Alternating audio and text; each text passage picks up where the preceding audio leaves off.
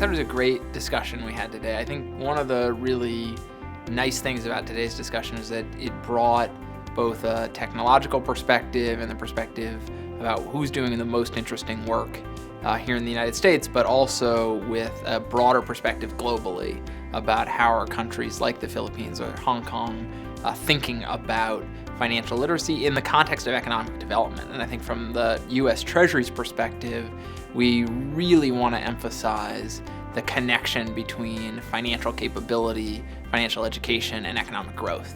And so that international perspective is really a natural way to emphasize that, but we think it's true both in the U.S. and abroad. In the financial literacy space, we often use the parable of the $400 shock. And I think it's a really powerful parable, but it's also really important to economic growth. Because when you think about attachment to the workforce, when you think about unemployment, when you think about the ways that people manage to get through their lives, if we can give people better products, better opportunities, better access to survive those shocks, they will naturally and necessarily lead to greater growth and greater opportunity. So I think the most important thing that technology is helping to solve is that it's really helping people work faster.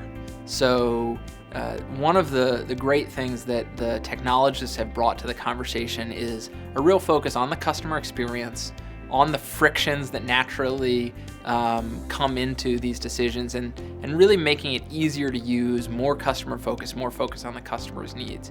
One of the biggest things that we're doing at the U.S. Treasury to advance financial literacy is really trying to emphasize the U.S. government's role as an investor in research, an investor in new ideas, and an investor in evaluation. So we're sponsoring 11 different projects right now that are looking at different ways to look at games, look at how financial literacy can be embedded in workforce development, how financial literacy can be embedded in public housing, how it can be embedded in the decisions that people make about post-secondary education. And all of these things are really great opportunities for us as policymakers to learn what really works and to try and push that envelope.